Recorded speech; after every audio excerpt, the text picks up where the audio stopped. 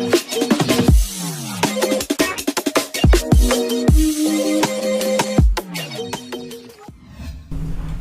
Sobat Muda Wijaya, kali ini SMA Negeri 6 Yogyakarta akan mempersembahkan sebuah karya yang sangat menarik untuk kalian semua. Jadi, ini adalah sebuah siaran yang diperuntukkan untuk membahas semua masalah yang berhubungan dengan kalian.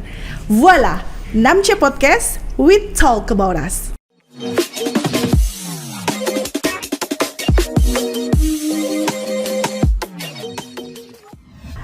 Jadi, acara ini bakal tayang setiap hari Jumat di YouTube official 6C, YouTube officialnya SMA Negeri 6 Yogyakarta. Setiap episodenya nanti akan ada topik-topik yang menarik untuk kalian dan berbeda-beda, tentunya saja dengan narasumber-narasumber yang keren abis, dan pasti kalian bakal terus stay tune di sini.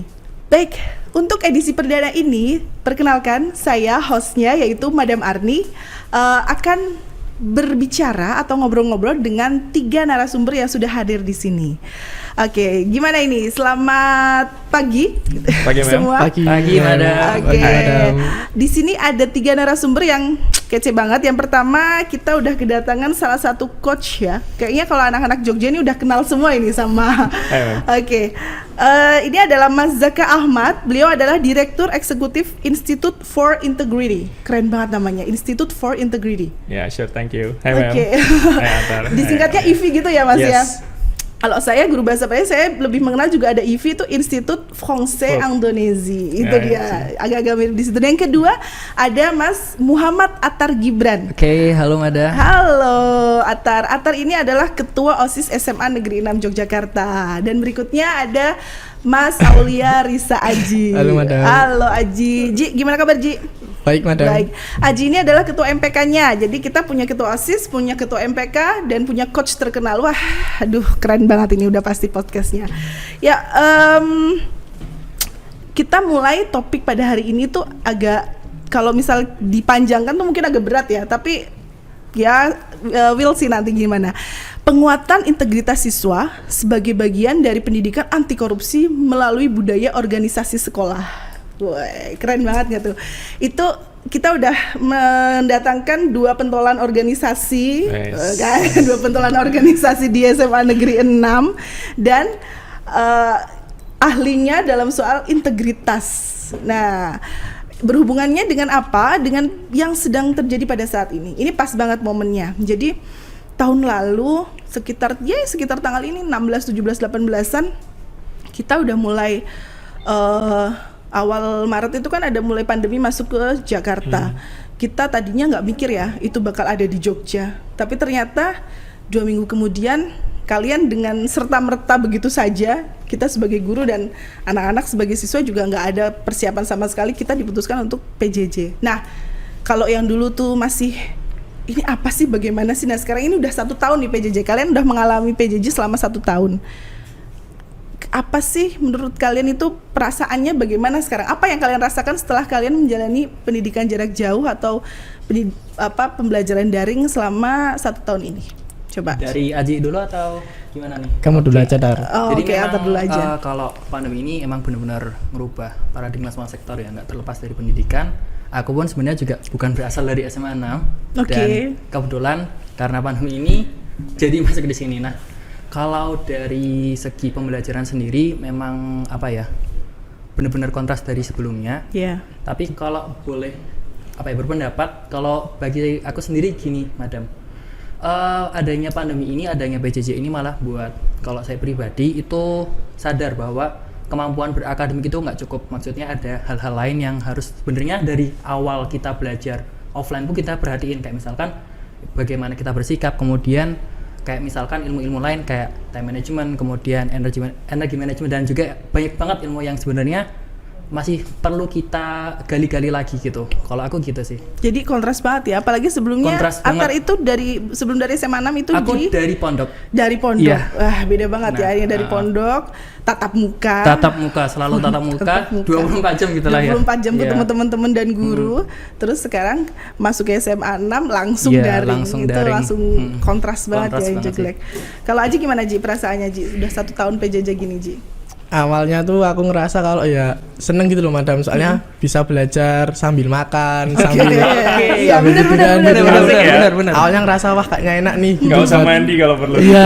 Iya. Bisa nggak terlalu ngikutin aturan sekolah gitu loh Iya, iya, madam. betul. Nah, tapi kok lama kelamaan 1 tahun ini malah ya yang saya rasakan bosen sih madam, kayak bangun tidur langsung harus buka HP buat presensi gitu. Yang saya rasakan sekarang ya bosen sih madam. Bosan ya. Iya. Ada keinginan nggak sih kalian kok aduh kok pengen tatap muka lagi ya Iya. gitu. Iya, pastinya Padahal ada. pasti, pasti Iya. gitu ya. Benar-benar. Oke. Dan yang perlu kita poinkan di sini itu kalian itu meskipun PJJ di tengah kejenuhan, di tengah sibuk ngerjain tugas.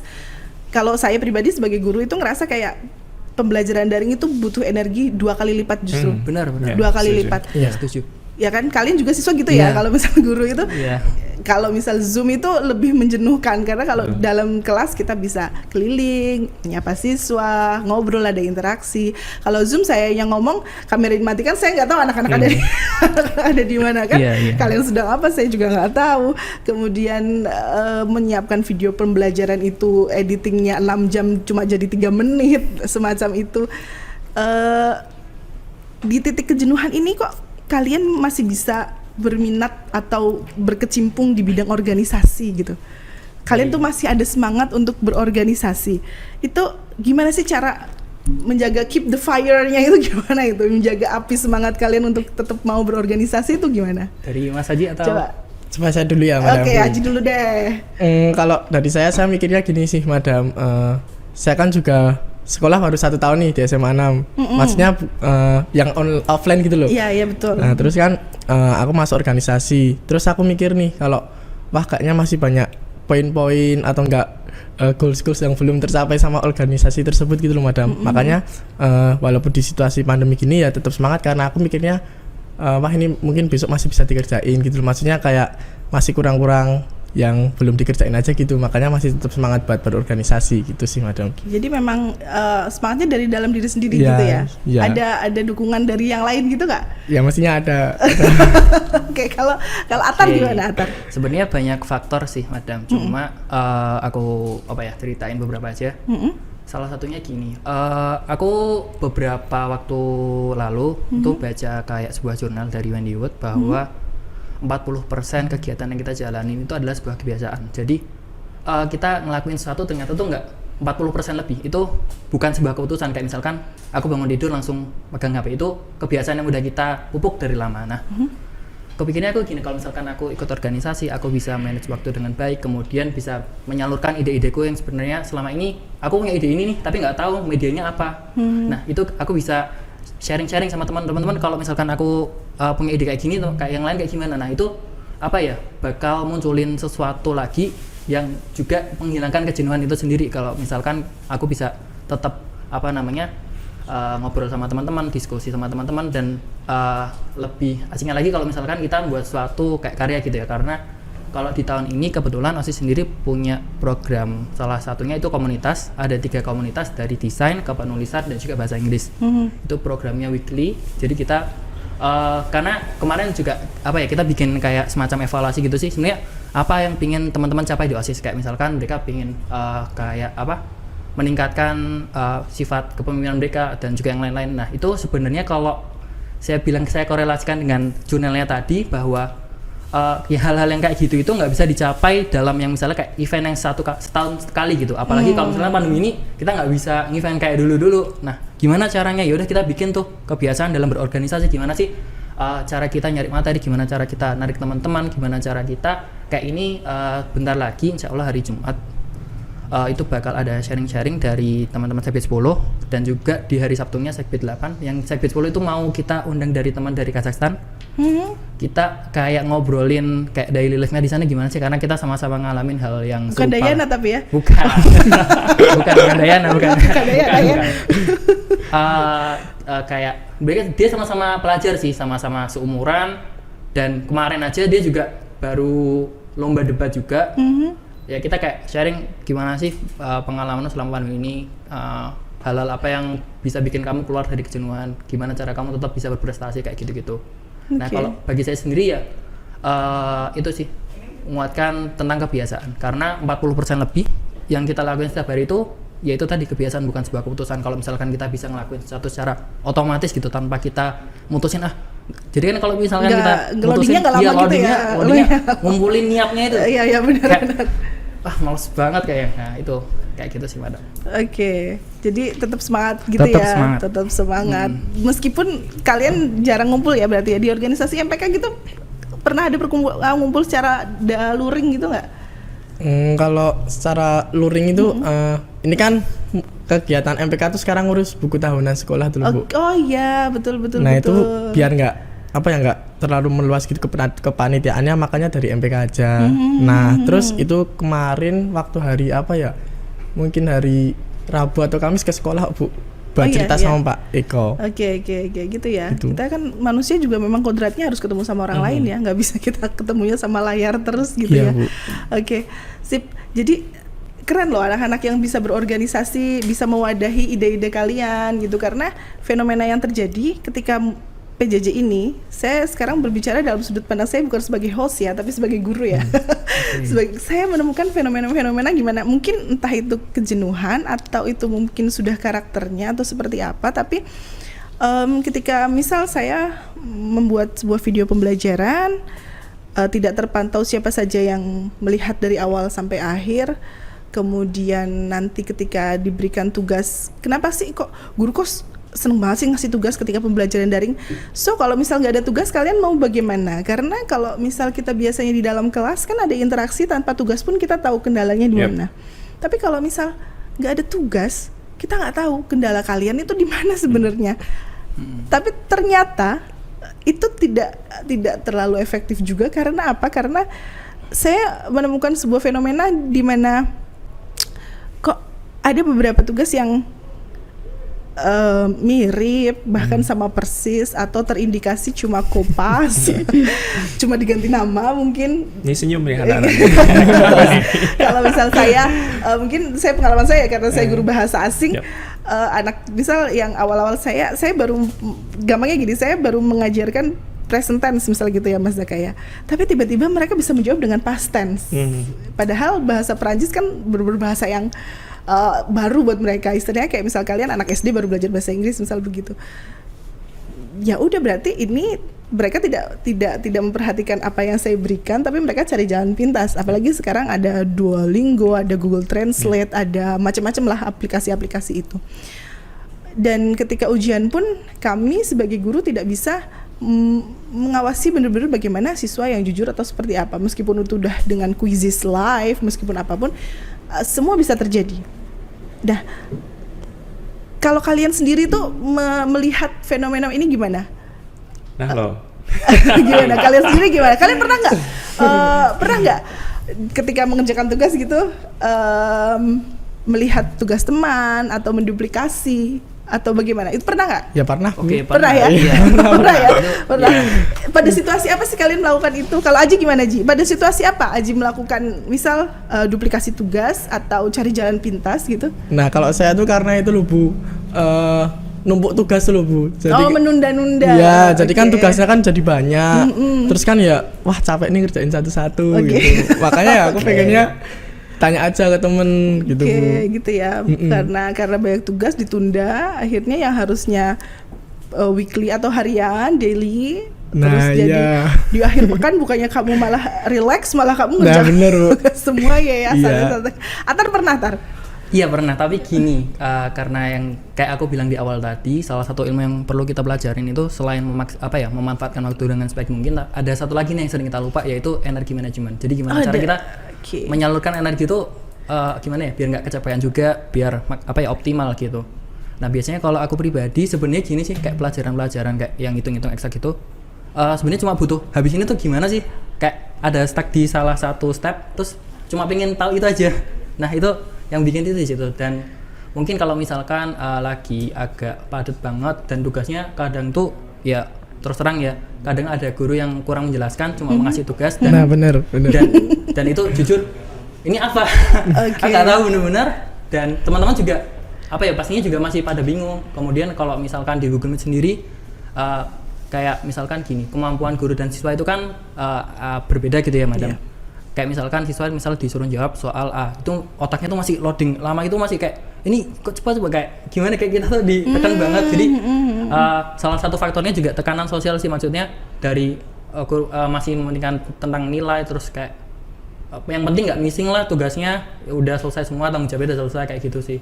Mungkin faktor teman-teman kayak gitu, karena ya memang sekarang PJJ itu apa ya tadi sih merubah pola ya. Ya bahkan tugas-tugas kalian itu juga jadi beban tersendiri loh buat guru, bagaimana mengoreksi banyak tugas itu. Oke. Terus sikap kalian gimana kalau misal kalian melakukan itu atau mendapati teman kalian yang melakukan tersebut? Menurut kalian itu termasuk tindakan ketidakjujuran nggak sih, atau ya bahasakan nge-cheat? Nah kalau di game ada cheat kan, nah itu nge-cheat nggak sih kalian? Menurut kalian itu termasuk cheating nggak?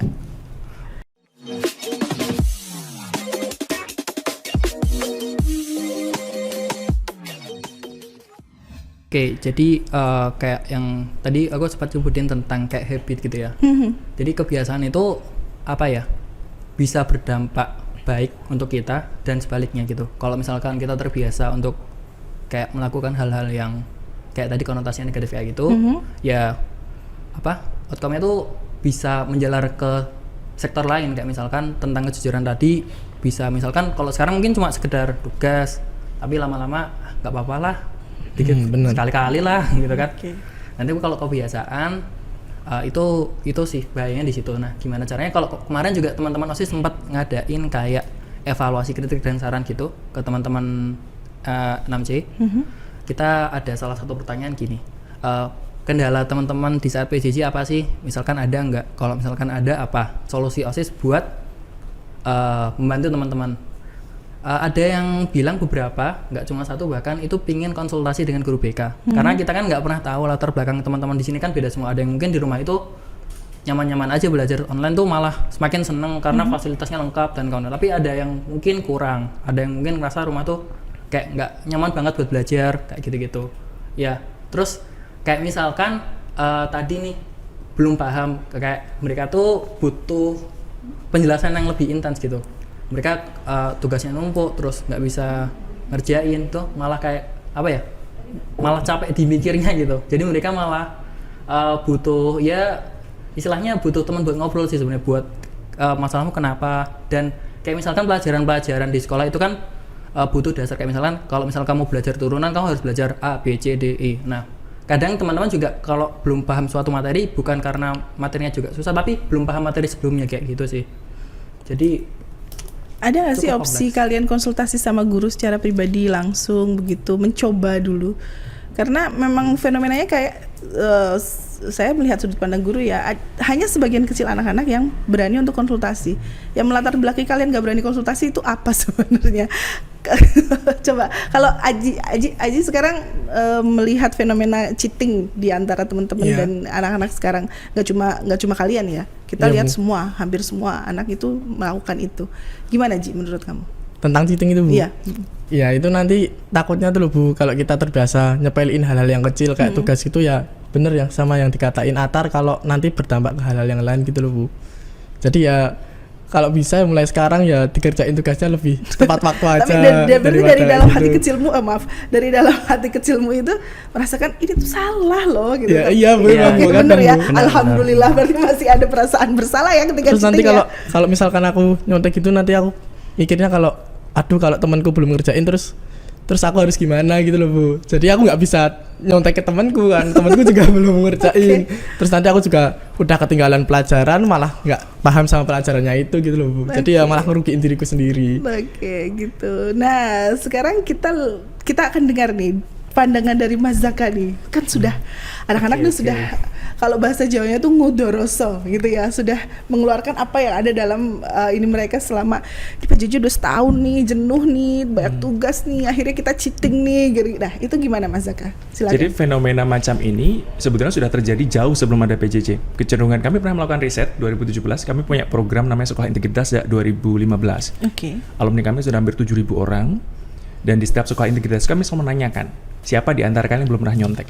Misal peserta ada 100 tuh, paling cuma 1 orang, 2 orang yang tidak mungkin. Akhirnya melakukan riset 2017, 1.000 siswa, 5 kabupaten kota di Jogja, purposive sampling, sekolah favorit nggak favorit, swasta, negeri dan seterusnya, hasilnya dari 1.000 orang itu yang belum pernah nyontek cuma 7 orang. Wow. Artinya apa? Dalam situasi normal, keadaan mencontek itu menjadi habit di siswa-siswa kita. Dimaklumi gitu ya. Dan mereka menganggap itu sesuatu yang normal.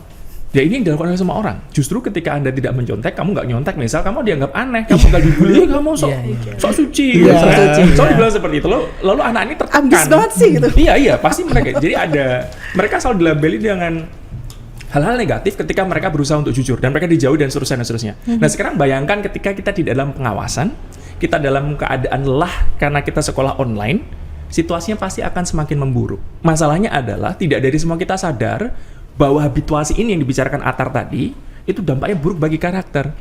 Jadi dalam teori perilaku atau behaviorisme simpelnya itu ada habituation creates karakter. Pembiasaan itu menciptakan karakter. Saya pernah ngobrol sama teman saya, anak manajemen, dia bercerita. Dalam ilmu manajemen ketika seseorang melakukan satu pekerjaan minimal 10.000 jam, this individual called as professional. Nah, bayangkan kalau kita melakukan nyontek lebih dari 10.000 jam, we are professional cheaters. Kalian mulai cheating. Tapi ini kelas berapa coba? Nah, ini kalian mulai cheating kelas berapa? Karena di riset kami itu anak-anak mulai cheating ketika masuk akil balik. Kelas 6, kelas 1 SMP, mereka mulai malu. Faktornya banyak. Salah satu faktor yang mengemuka adalah adanya social pressure. Orang tua expect setiap anak itu pintar dalam segala hal.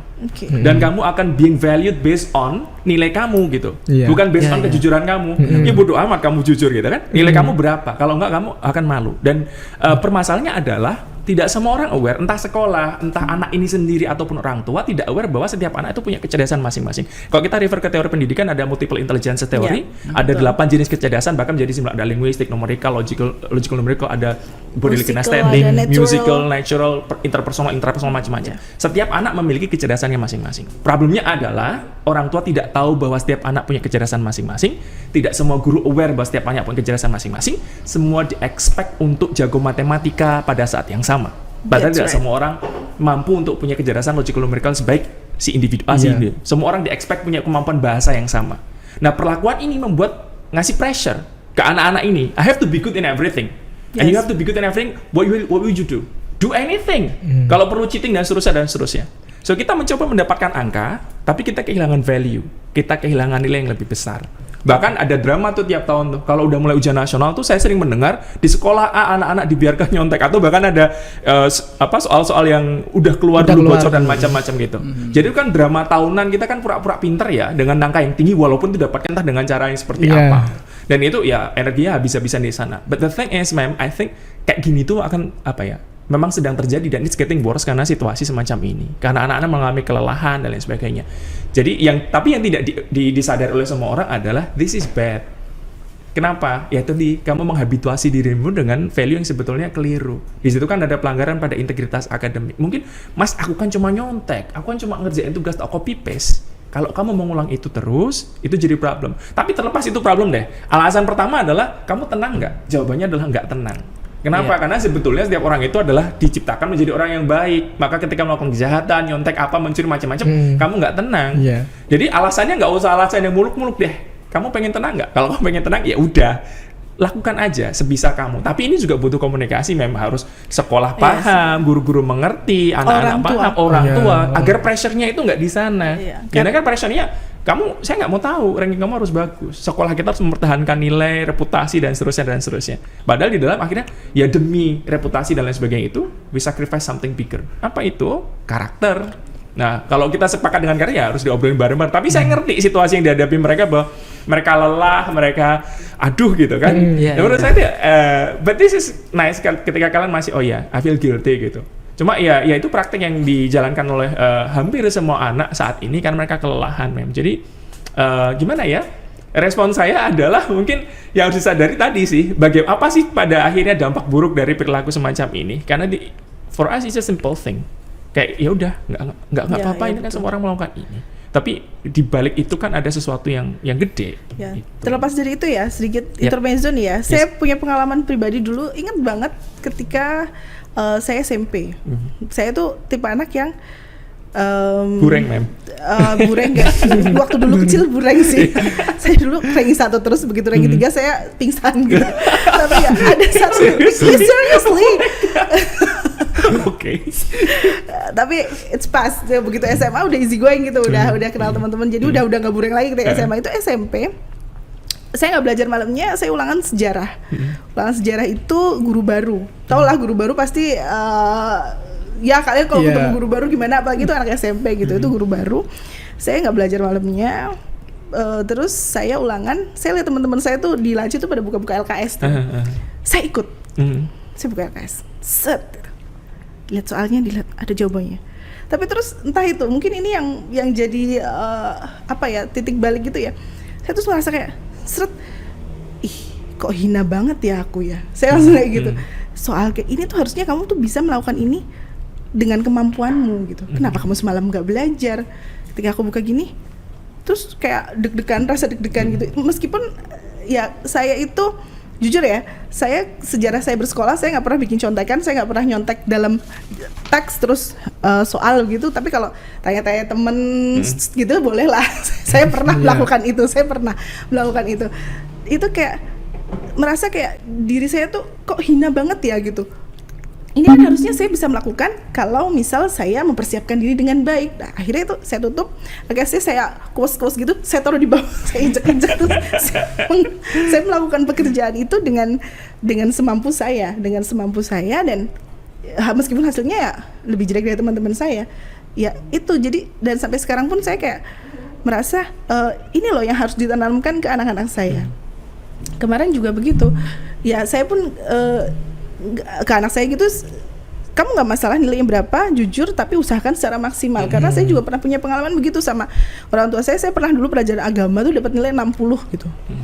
Saya nggak berani ngasih tahu itu. Terus saya takut dimarahin. Ya secara dulu itu rank dulu, rank 1 terus gitu. Terus tapi begitu itu orang tua saya bilang, nggak apa-apa kamu nilainya 60 tuh nggak masalah, ibu sama bapak nggak bakal marahin kamu. Itu approach yang menurut saya harus dimiliki oleh semua orang tua dan semua guru. Saya tidak ingin memandang anak-anak ini sebagai pelaku, mereka adalah korban. Kenapa? Karena mereka adalah anak-anak. Menarik. Mereka adalah anak-anak, mereka belum punya rational decisions. Ya walaupun rasional mereka tetap anak-anak gitu. Dan kenapa kemudian mereka memutuskan menyontek? Ya karena pressure ini, tidak ada kesepahaman bersama antara semua orang bahwa yang paling penting adalah karakter. Orang tua, masyarakat, sekolah bahkan terkadang menanamkan ke anak-anak bahwa you're being valued based on kamu ranking berapa, nilai matematika kamu berapa, bukan based on karakter kamu seperti apa. Kita menggembar-gemborkan tuh pendidikan karakter, tapi kita sendiri tidak punya perspektif itu. Bahkan bagi kita, reputasi sekolah lebih penting dibandingkan kamu nanti jujur apa enggak, misal. Bagi orang tuamu juga, nama baik bapak ibumu dikemanakan nak, gitu kan. Terus pernah kalian dapat tekanan seperti itu? Kalau aku enggak sih. Oh enggak, oke, alhamdulillah ya. Masalahnya tidak semua orang tua punya awareness semacam itu, tidak semua guru punya awareness semacam itu, masyarakat juga punya awareness semacam itu gitu. Nah mungkin adik-adik beruntung dengan keluarga yang bisa memahami semacam itu. Mem Arni juga karena pengalaman beliau ya, ke putra-putrinya juga seperti itu di-expect untuk hadir gitu. Nah itu kenapa, bagaimana memulainya? Memberikan pemahaman ke orang tua bahwa tidak ada anak yang bisa segala hal. Itu saya pernah tuh inget ucapannya Einstein, dia pernah mengatakan bahwa semua anak itu terlahir intelligent, semua anak terlahir untuk jadi genius. But if you judge a fish by its capability atau capacity to climb a tree, selama seumur hidup si ikan ini akan merasa dirinya bodoh. Betul. Semua anak itu genius, tapi kalau kita menghakimi ikan dari kemampuan dia memanjat pohon atau monyet dari kemampuan berenang, ya dia selamanya akan merasa seperti itu. Saya tidak mengatakan bahwa kalau gitu aku nggak usah belajar ya mas, kalau aku nggak suka nggak. No. Kamu tetap harus belajar semuanya, but you need to know your limits. And you have to be realistic. Jangan perfectionist, I have to be good at everything gitu. You may be good in many things, tapi kamu nggak bisa be good at everything. Dan pemahaman semacamnya harus ada di semua orang. Mungkin kayak kalau saya tuh bayangkan kalau ada sekolah gitu, saya sempat matur sama Bu Ajar, Bu ada podcast parenting. Untuk apa? Orang tua memahami tipologi kecerdasan, orang tua memahami perkembangan anak. Kalau anaknya agak nakal dikit pas remaja, kenapa? Jadi kan pendidikan itu nggak bisa jalan cuma sekolah aja atau kamu aja. Orang tuamu harus tahu, kita semua harus tahu bareng-bareng gitu. So di situ saya ngeliat mereka sebagai korban. Nah, tapi juga I think juga nggak bisa kemudian bersembunyi balik saya kan korban gitu, nggak bisa juga. Menurut saya harus ada, we have to come up with solutions gitu. Balance ya berarti ya. Yes, semua orang harus menjalankan bagiannya masing-masing dan paling nggak ngerti kenapa sih semua hal ini kalau dilanjutkan terus-menerus itu akan jadi berbahaya untuk masa depan negara kita gitu. Betul. Madam ini kan lagi ngomong tentang contek-contekan nih. Oke, Nah, aku cuma mau kayak sharing ceritaku aja gitu. Oke, Kalau aku juga gimana, pernah Ci? punya pengalaman kayak gitu. Ini mau pengakuan dosa. Jadi waktu itu SMP Mas, kelas 3. Kan TPM banyak tuh. Ya kan, TPM banyak dan Under pressure ya. iya, ke pressure banget dan kayak stres gitu Mas. Nah, jadi SMP ku, aku sama teman-teman SMP ku dulu tuh kayak kalau ada TPM terus sekitar jam berapa gitu 30 menit atau enggak 45 menit sebelum selesai hujan itu kayak keluar ke kamar mandi gitu Mas. Nah, terus kayak ngasih kode gitu. Oke, Nah, ngasih kode apa lah kode terserah Morse gitu. ya? Ya pokoknya terus dari kelas yang sini keluar terus kayak bawa jawaban gitu Mas. Terus dikasih ke kamar mandi kan ada pintu tuh apa namanya? Ya pokoknya itulah di atas kamar mandi ya. Terus diambil. Terus malah setelah itu tuh kok aku kayak ngerasa wah kalau aku kayak gini terus nggak bisa. Aku kan juga udah dilesin sama orang tua aku kan kayak ngerasa kasihan uangnya masuk aku kayak gini terus gitu. Terus di suatu saat di satu titik tuh aku kayak ngerasa kayak gitu. Terus akhirnya aku nyoba tuh buat ngerjain sendiri kan TPM-nya. Itu sampai ke ujian nasional. Dan ternyata hasilnya malah ngelebihin dari yang contekannya itu loh. Jadi poinnya di sini aku mau ngomong kalau ternyata tuh setiap orang tuh memiliki kemampuannya tersendiri gitu loh. Dan malah dirimu itu sendiri malah ternyata malah bisa jadi lebih baik daripada yang kamu contek itu loh. Gitu sih Mas. Oke. Sip. Menarik banget nih. Pengalamannya bener. Nah, kalau menurut kalian cheating itu termasuk korupsi nggak sih? Tapi kalau aku boleh cerita dulu baru jawab gimana? sip, Nah, ya. jadi gini, agak menarik sih. Jadi aku SD SMP itu anak suci banget. Suci dari debu Suci pikiran dari- dan perkataan dan Suci dari perbuatan. Anak pramuka dong itu. Iya. Jadi tapi ada satu yang tak garis bawahi bahwa aku dulu tuh nggak punya kebiasaan untuk belajar atau belajar hal lain lah. Oke. Jadi dari SD itu aku ikut banyak banget lomba, entah itu OSN, entah itu Berarti apalah. kompetitif ikut banget semua. ya kamu ya. Tapi Kompetitif. kebetulan pada saat itu bukan karena keinginan gitu, tapi Oke. diikutkan sama guru misalkan kayak gitu. Oke. Nah poinnya ternyata salah satu yang kalau boleh aku itu tadi berpendapat, aku sempat nulis artikel di Quora tentang gini. Jadi aku punya opini tentang Indonesia itu krisis mimpi. Ya. Nah maksudnya gimana? Jadi mungkin teman-teman udah tahu ya Mehmet II atau Muhammad Al-Fatih.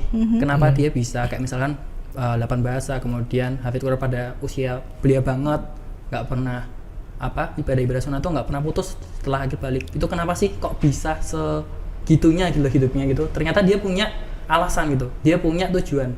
Dan yang itu yang kurang ditanamin entah itu dari sekolah atau orang tua kepada anak-anaknya bahwa kamu hidup tuh nggak sekedar ngalir aja loh. Kalau jadi kayak kita tuh ditanamin suatu kayak target biar kita atau tujuan ya tadi biar kita tuh hidupnya tuh meaningful gitu loh. Jadi setiap hari kita tuh nggak mau ngerelain satu detik tuh buat buat ya nggak Something useless. ya, something Oke. useless. Atau Ya. oke lah buat istirahat tapi setelah itu kita on the track lagi gitu. Oke. Kayak gitu sih sebenarnya yang perlu mungkin dimasukkan ke dalam kurikulum sekolah. Kita tuh kayak apa sih tujuan kita tuh hidup tuh, kayak kita bakal ngapain di dunia ini. Pasti karena gimana ya, manusia tuh dilahirkan punya tujuan masing-masing gitu loh, kayak gitu sih. Kalau masalah tadi yang cheating itu gimana, iya sih kalau untuk efek berkelanjutannya kayak istilahnya butterfly effect gitu ya Mas. Oke. Itu bakal banget sih Mas. Bisa menjalar ke mana-mana sih. Dan solusinya gimana? Mungkin dari ini bakal aku saranin ke teman-teman juga sih, kayak misalkan kita program buat ngobrol ke guru BK, karena kan emang kita nggak tahu ya latar belakang masing-masing siswa tuh punya latar belakang masing-masing. Ada yang dia itu di rumah misalkan kurang nyaman dengan kondisi di sekitarnya atau apapun itu, ya harus diajak ngobrol sih sebenarnya. Oke, betul. Jadi Atau kalau misalnya cuma mager ya itu ya. itu beda lagi ya. lagi. Itu beda lagi Beda ya. lagi, Tapi itu. kalau udah masuk ke kaum rebahan itu Iya. udah beda lagi ya. Itu. Oke. Iya. Jadi memang tapi sebenarnya mimpi itu ya yang penting ya Tar ya. Iya, kalau kata orang Jepang tuh ikigai gitu mungkin ya. Oke. Kayak apa yang kamu suka, apa yang kamu jago, apa yang dunia butuhin, kamu bisa ngasilin dari situ, kayak gitu-gitu sih. That's right. Oke. Kalau Aji gimana Ji? Menurutmu tuh cheating tuh korupsi bukan sih Ji? Korupsi lah Bu. Korupsi lah. Oke. Jadi kita semua sepakat ya, Mas Zaka bilang kalau cheating itu korupsi nggak? Ya, it is. Korupsi. Sepakat ya. Cuma kita kan ya? nggak bisa langsung dihukum, kita harus Iya, lihat iya. reasons di balik Yap, itu kan, betul, fokus ke betul solusinya gimana sekali. nih gitu. Gimana tuh Ci? kalau kita kan juga itu kan mesti kan ya cheating kan Mas, tapi kita juga harus ya bener kata Atar, ngeliat latar belakangnya gitu loh Mas, mungkin atau orangnya ini mungkin emang nggak nyaman di rumah atau mungkin emang sifatnya suka nyontek atau kita kan juga harus tahu. Nah kalau perihal Atar bilang cerita ke guru BK gitu tuh itu nggak semua, menurutku nggak semua siswa-siswi itu kayak nyaman gitu loh Mas cerita ke guru BK, karena ya yang satu mungkin karena rentang usia gitu Mas, karena kan ya guru BK mungkin lebih tua beberapa tahun gitu kan, jadi mungkin kayak ngerasa nggak nyaman, makanya murid-murid kebanyakan SMA tuh kayak ceritanya ke teman-teman aja gitu yang mungkin bisa ngerti. Soalnya kayaknya kayak kalau udah agak tuh kurang relate gitu masalahnya. Ya benar. Kurang. Kalau misalkan sama teman-teman relate gitu ya. Kayak sama teman-teman tuh, oh iya aku juga gitu kok, gitu kan. Bener. Tapi masalahnya kalau kamu nanya ke your friends, ya mereka juga belum punya cukup pengetahuan Nah, untuk ya, kemudian ngasih tahu what to do gitu.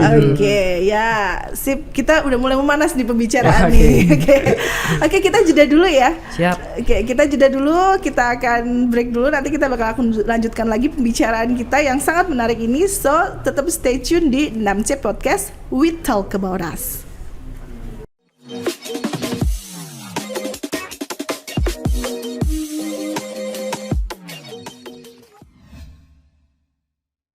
Saling sapa dan mendengar, diskusi ringan dan segar, tema hidup yang terasa hangat, narasumber bersahabat.